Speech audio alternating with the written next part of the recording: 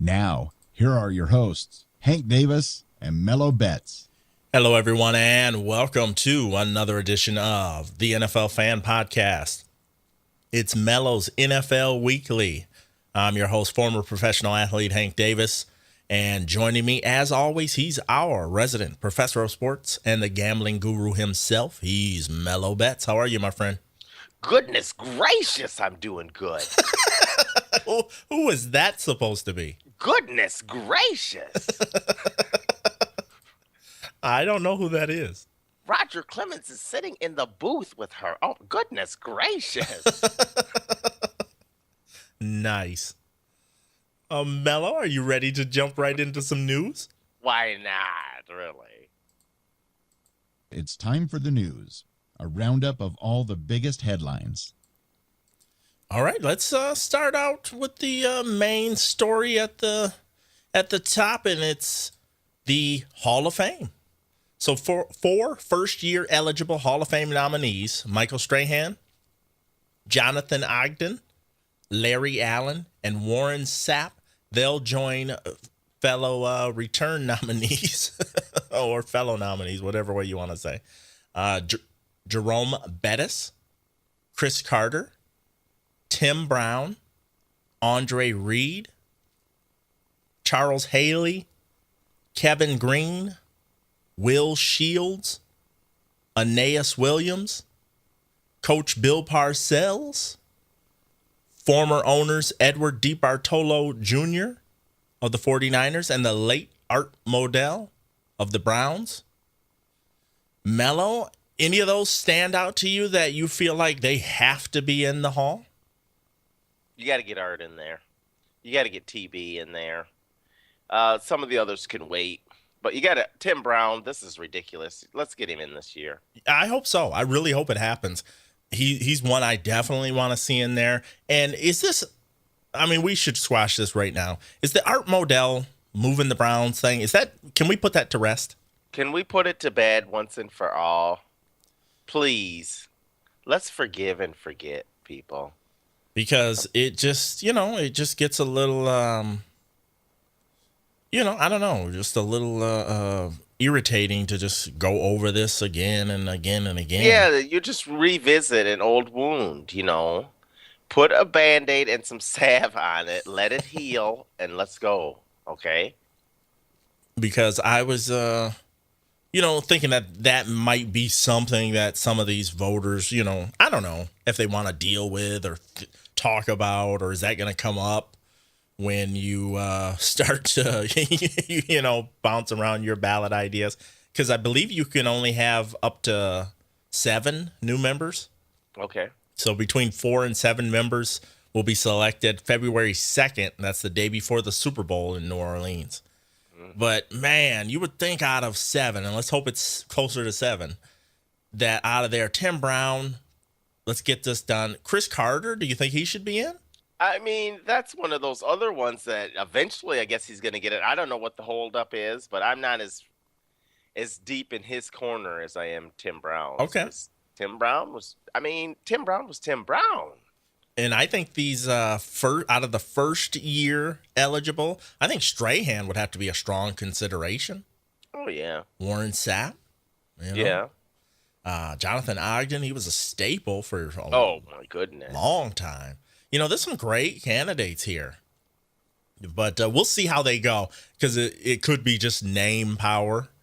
Or, which I hate to say, but I think that's part of the game right there is the name power, yes. And I think Strahan was pretty smart by going on that live with Kelly.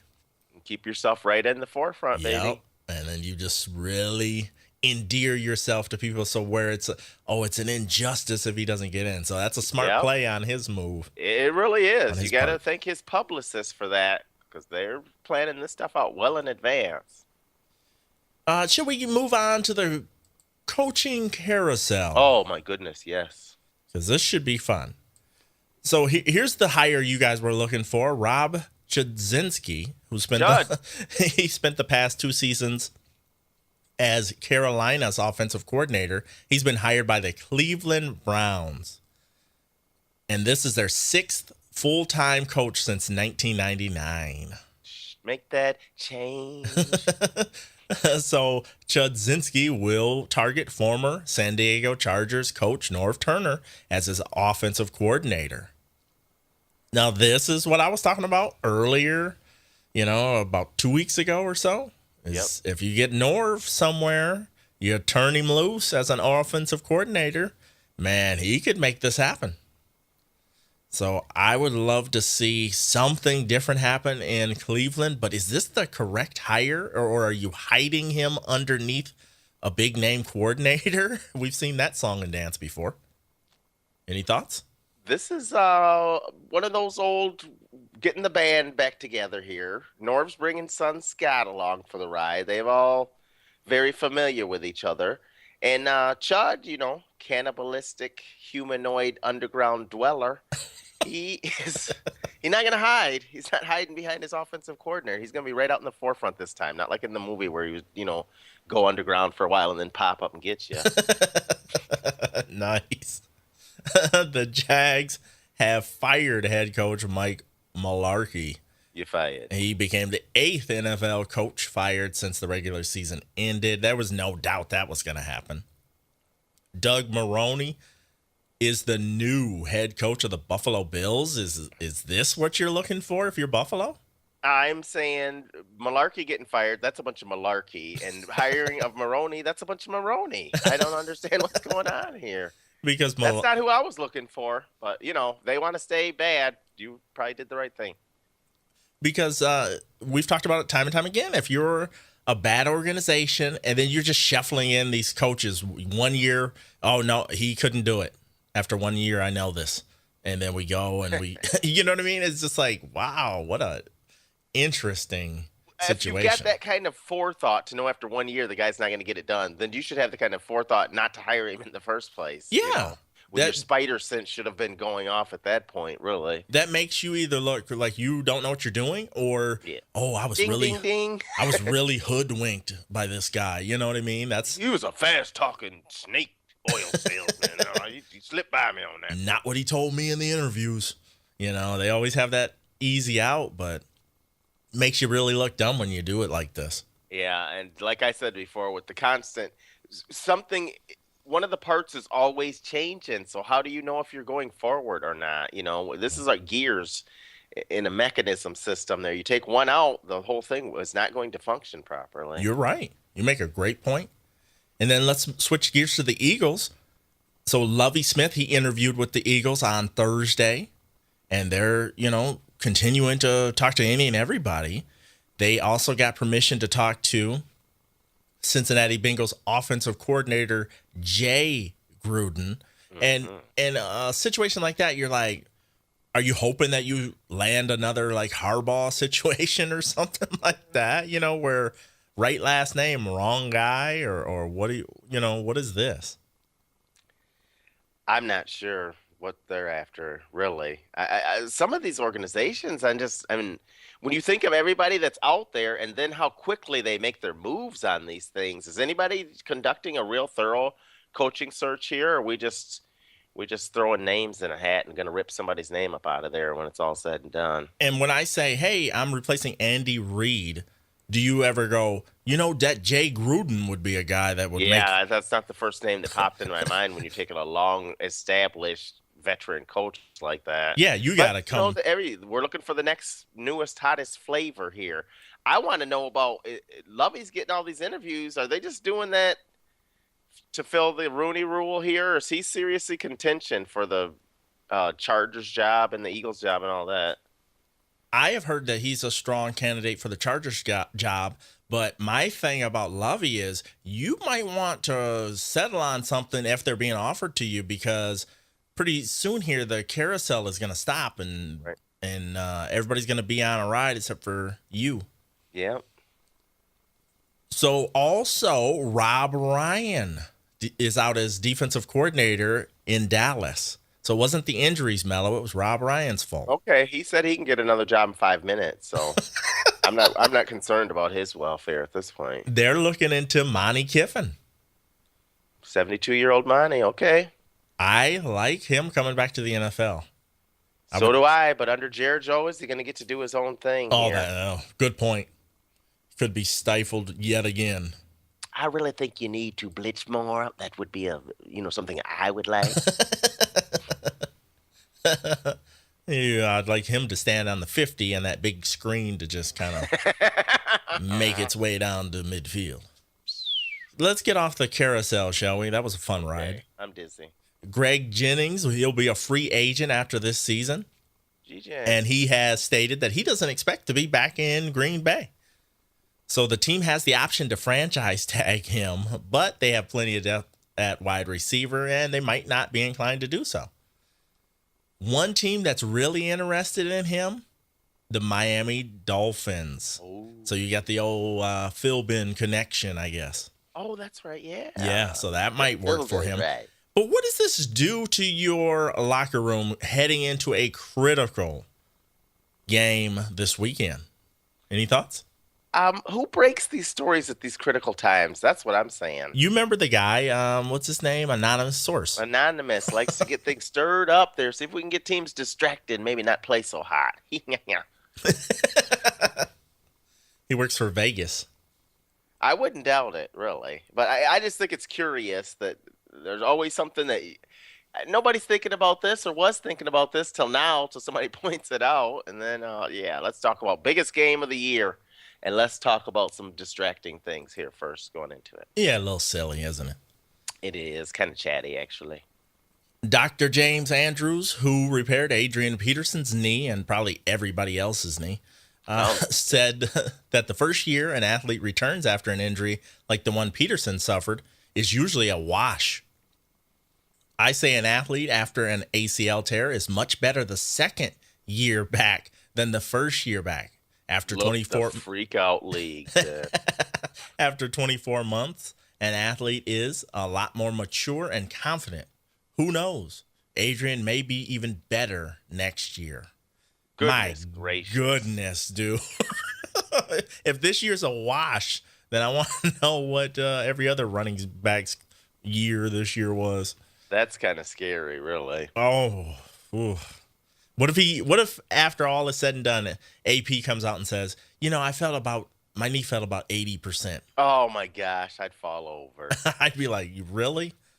Anybody ever rush for 2,500 yards?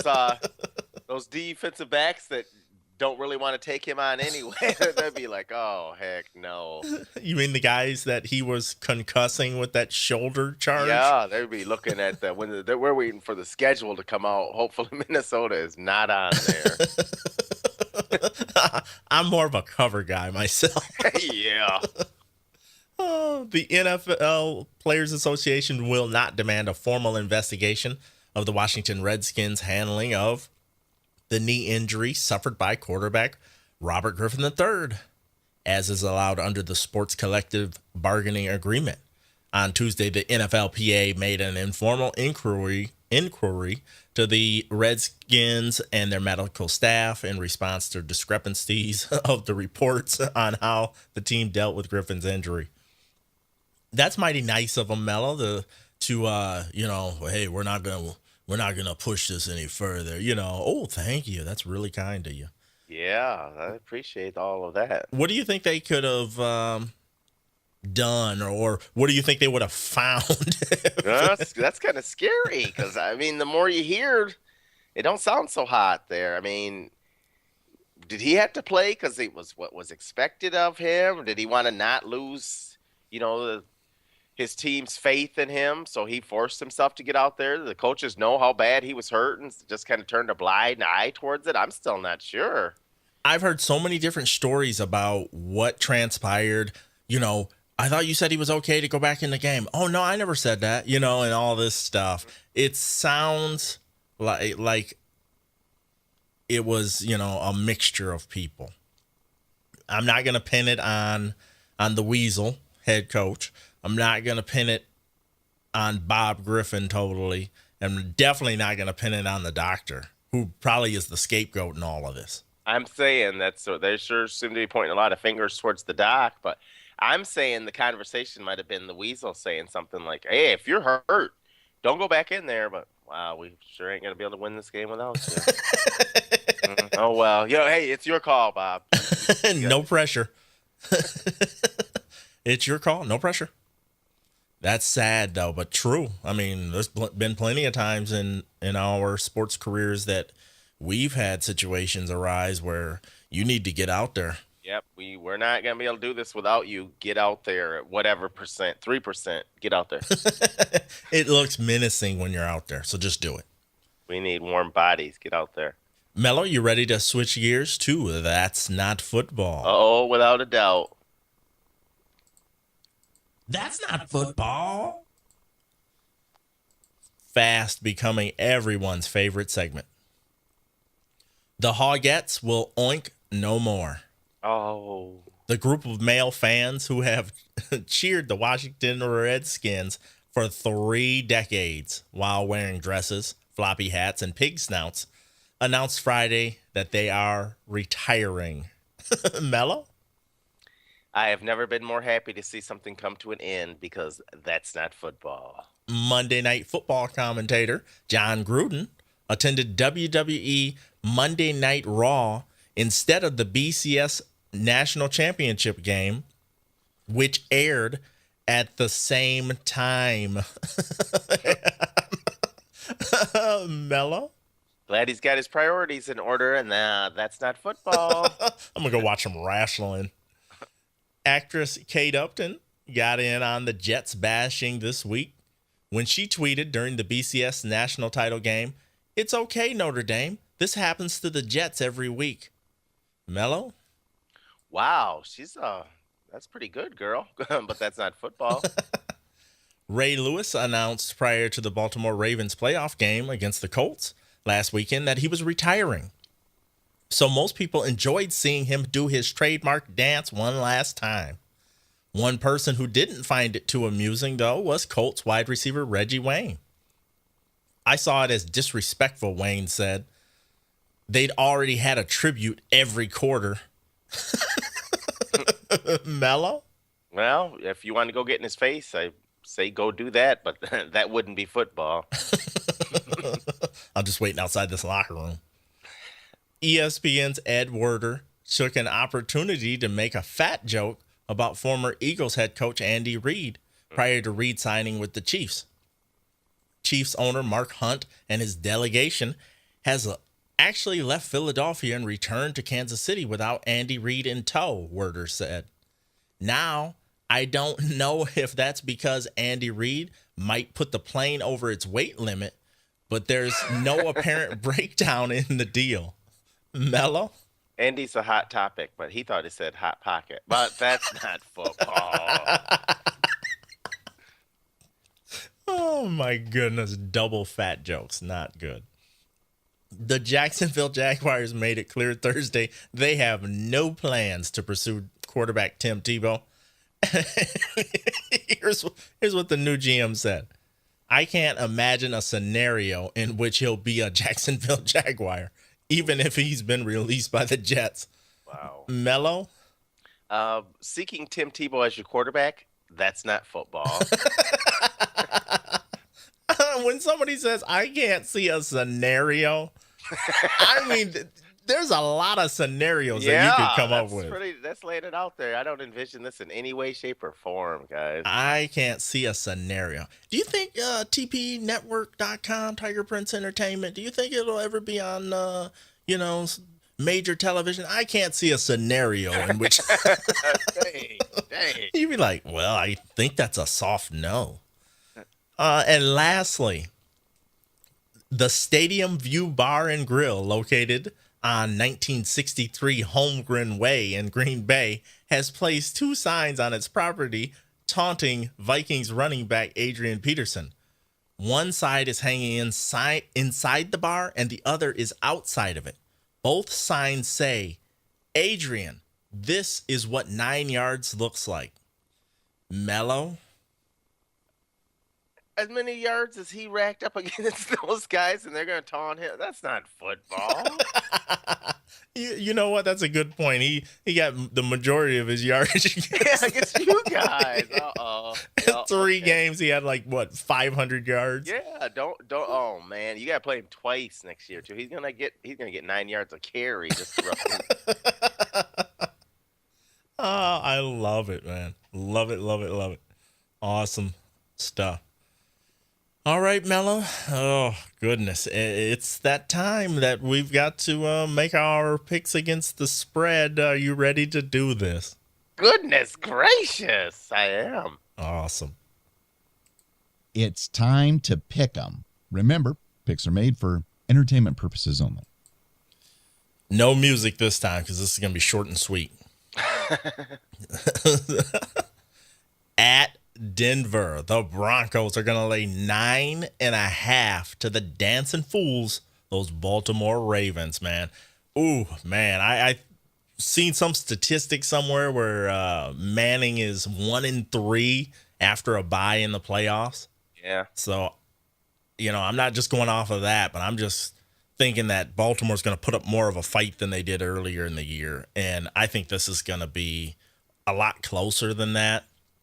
I really don't see Baltimore winning the game, but I think 9.5 is way too large. So give me the Ravens getting all those points. Who you taking, Mello? Yeah, I got the Ravens as well, and I will say why is because Denver plays in the AFC West. That says a lot right there.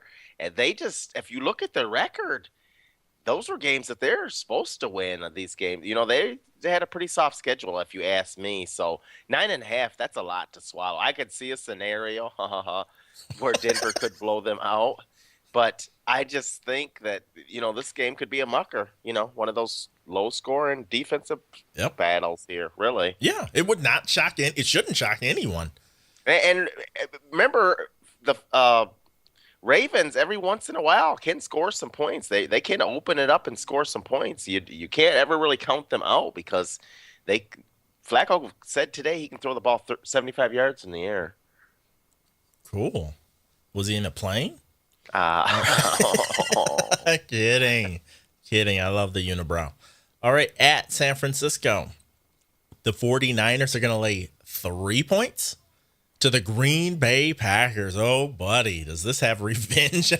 Revenge written all over it. Whenever I see Green Bay getting points, I know it's on the road. This balances it out or whatnot. Right. But that just looks too good to be true for me sometimes. So I'm taking Green Bay getting the 3 points, and we'll see if old Colin can keep up with the greatest quarterback in the game today. Who you taking? Yeah, I get Green Bay as well. This one is screaming switch to me, but I'm going on the same thing. I know I lost with Washington last week, but that game was the best value. I got to sign on with you on that same difference with Green Bay getting points. I mean, how can you really get away from Green Bay getting points when they got Aaron Rodgers? Yeah. When they, a guy that throws people open all the time. Yes. Doesn't turn the ball over. No. And your quarterback is just a gimmick. We'll see. We'll see how it plays out. At Atlanta, the Falcons are going to lay 2.5 to the Seattle Seahawks. If this game were played on a neutral field and there weren't such big-time travel implications, I would say the Seahawks would get them. But I can't take them. They came all the way across country last week, had a tough game. Now they're going to come all the way across the country again and do this again. I can't take that. I'm going to take Atlanta laying the 2.5 points. Who you got? Yeah, I remember the year the Ravens, what did they beat Tennessee, and then they went out and beat Oakland, and it was just like, Easy. golly, I can't believe it, but and this time I really can't believe it.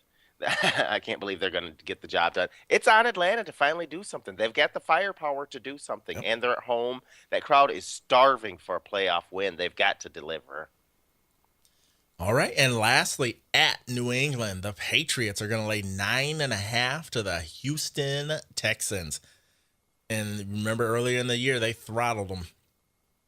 But the Texans, this is the horse that I brought to the dance. So I can't really go against them. How I don't think they're going to win this game, but I definitely don't think they're going to lose by more than 9.5. So I'm going to take Houston getting those points, and I had picked them to get to the Super Bowl. So, Mello, who you got?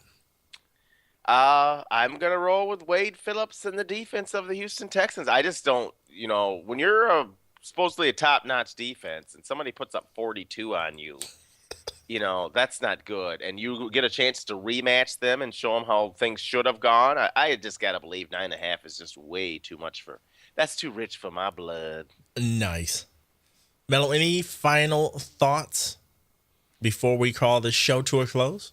Well, Captain Obvious will state that all 4 teams covered last week, so I would say a correction. You see, I'm going with 3 underdogs here, so I'm looking for a correction on this one. I'm not saying that 4 home favorites could cover this week. No. I don't see it happening. There's somebody's getting upset here. One of these underdogs wins outright, if you ask me. At least one of them does. So we'll see how it lands. But I just hope that we have some good competitive games. They're talking about a couple blowouts. Denver, New England with the chance to blow out. If you're Baltimore and Houston, your playoff team, there's other teams that wanted your spot. So think about that before you go out there and lay an egg. Try to show up, you fools. Yeah, it's a playoffs. Nice. Mello, I found it a little odd that we both had the exact same picks this week. I find it a little odd as well. So it's either really good or it's really bad. I don't think we had the really bads this season. That didn't happen this time. That did not happen. In prior years when we would pick the same, it was like, oh, and whatever. Yeah, we would both look at the camera and do that funny face. What you talking about, Willis? Beat down. Mello, anything else? That's all I got. All right. Folks, that's going to do it for this week's edition of the NFL Fan Podcast. It's Mello's NFL Weekly. For Mello Betts, I'm Hank Davis. Until next time, my friends, we're signing off.